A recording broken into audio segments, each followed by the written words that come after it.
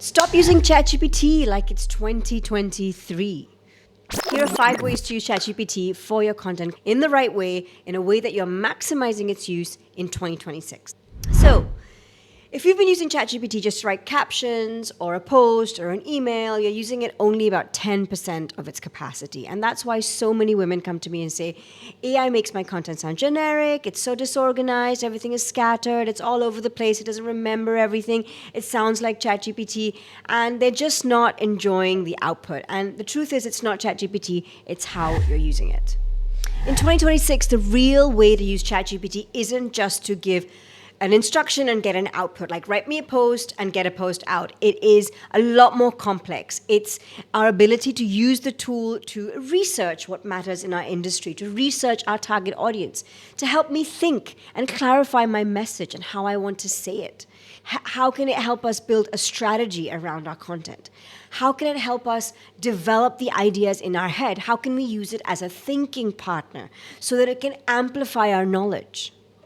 So if you're a solopreneur, small business owner, consultant, coach, trying to get so much done in very little time, you need to be using ChatGPT, especially for your content, but more strategically. So today I'm going to share 5 ways for you to use ChatGPT for your content in a much more strategic way in 2026. Let's go. Tip number 1, my gosh, the first thing, pay for ChatGPT. Yes, seriously, pay for it. It's only $20 a month, and I know the free version is pretty okay. You can do pretty much everything with it, but it's just not good enough. Spend the $20. It's the best $20 a month you will spend. If you're building a business, paying that is the difference between playing with AI and using it as a real business partner or a business tool. The paid version is much faster. You get a much stronger quality output. It has more memory. There's a bigger context window, which basically means it can remember a lot more of what you're putting in, and it hallucinates a lot less. So the quality of your outputs are far, far better with the paid version. Think of that $20 as the price you pay for hiring a strategist, a copywriter, a researcher, an organizer, an admin person, all for the price of like a couple of coffees. So if you've been on the fence about whether you should pay that $20 or not, hear it from me, pay the $20. Now, tip number 2, use deep research. The research that ChatGPT can do for you, for your business, for your content is incredible. It takes a bit of time, anywhere between 2, 5, 8, 16 minutes, but the research it can give you in that amount of time is what would take us 2, 3, 4 hours to do. So use deep research as a feature for content ideas, for building a better strategy, for understanding your audience, for understanding what your industry is doing, for keeping up to speed with competition and trends. So don't use ChatGPT just like a content vending machine. Use it to get the research you need to do your job better. If you use ChatGPT to do your deep research, your content will be timely, more specific, and based on what your audience actually wants and cares about, because it will do that research for you, identify the gaps, and identify where you can insert your knowledge to fill those gaps for your audiences. Here's a prompt that you can use. I'm going to put it on screen. You're my deep research strategist. This is your niche. This is your audience. This is your offer. Put all those details in. And then you can give it a task like list 10 current shifts or trends in my niche for 2026. And for each trend, give me what's changing in plain English, why my audience should care, the common mistakes people make and questions people have, and give me 3 strong content ideas around these challenges in my niche that people are searching for that I can create content for. And then just watch it go do its thing and give you sourced research basis which you can then plan your content. So this is a quick example of how you can use ChatGPT's deep research feature to stop guessing what to post, because you become the person who always knows what to say, because you're not making it up, you're using deep research, being informed, and then creating content based on what your audience is actually seeking. Tip number 3, train ChatGPT on your brand voice. Now, once you've got the right ideas, you've done your deep research, you know what you want to write about and how you're going to add your own knowledge, you need to make sure it sounds like you. If your content is meant to build trust, it has to sound like you, not like a corporate blog, not like a template, not like a formula, and definitely not like ChatGPT, because it's just going to drown in the sea of AI sameness and AI slop, which all of us are seeing a lot of now. This is why I actually built a tool for you. I built a tool that will help you analyze your brand voice and feed it into ChatGPT. This is my Brand Voice Analyser. I built it to make brand voice training for ChatGPT for you Very, very simple. It works in 3 steps. You share your content samples, you get your analysis from my Brand Voice Analyser, and then you use it with ChatGPT. You can also use it with Gemini, Copilot, Claude, any tool you're training. All you have to do is paste 3 to 5 samples of your writing, could be captions, emails, or writing style you like.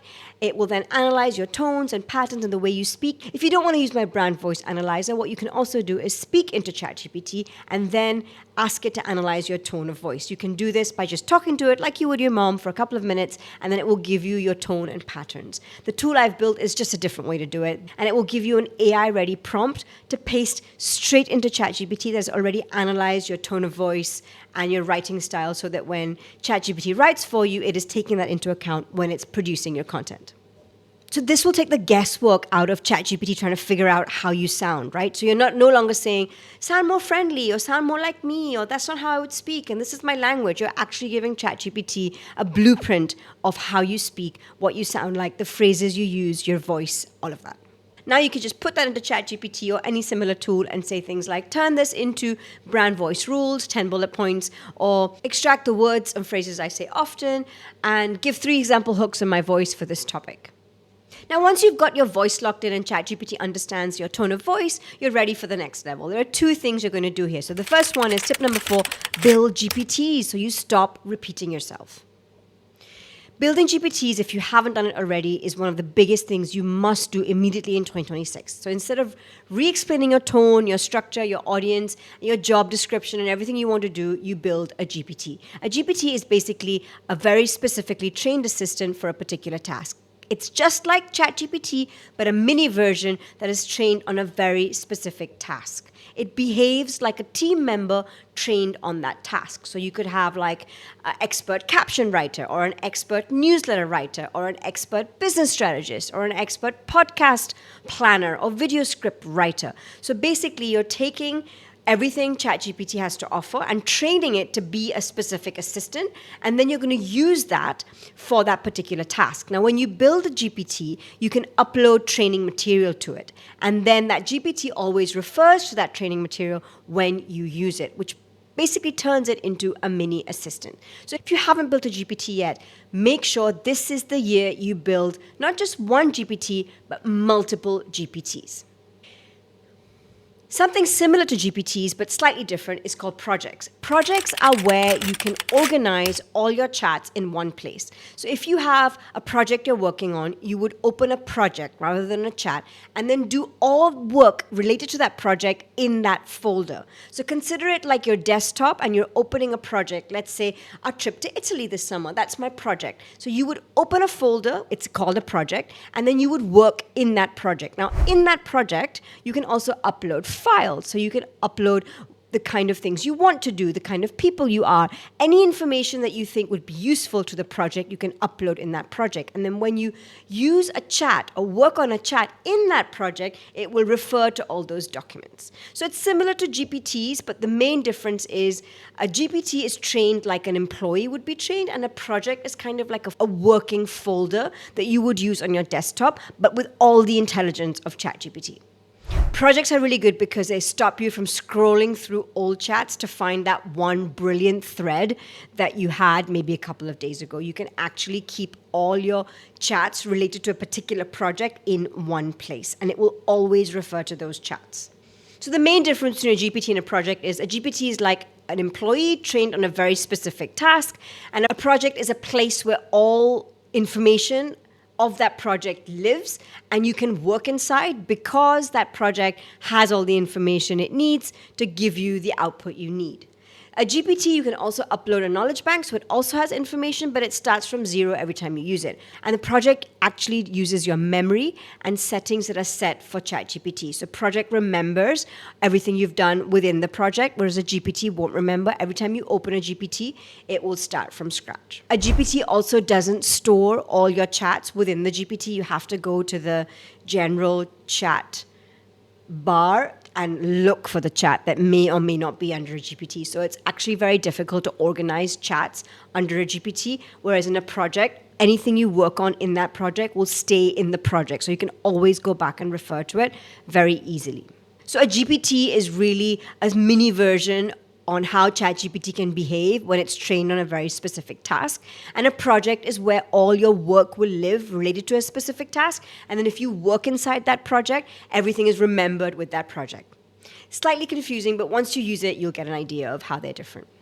Those are my 5 ways to use ChatGPT better in 2026. There are many other things you can do with it, but here's a way to start. So if you haven't done any of these, I suggest you pick one and start with it right away. 2026 should be the year that AI changes the game for you in terms of how you work and how productive you are and the quality of content you put out there so that you can be seen in your full glory on social media, on YouTube, wherever you want to be seen so that your business can grow because your visibility is growing and you're not spending all your time and energy creating content, but you're using a tool like ChatGPT to create really good content at scale that's credible, that speaks to your target audience in your voice, and therefore basically does your marketing for you. I hope you found that useful, and let me know which one you're going to try, and I want to know how you get on. If you want a more organized system on how to use ChatGPT for all your content, I do have a free webinar. I have my own 3-step system in which I teach you how to use tools like ChatGPT and Canva to create your AI-powered content system so that you're not starting from scratch, but you have a scalable system to 10x your content creation processes. If you're interested in checking out this webinar, it's free. The link is in the description. Join me and let me know if you have any questions. I hope you found that useful, and I'll see you again soon.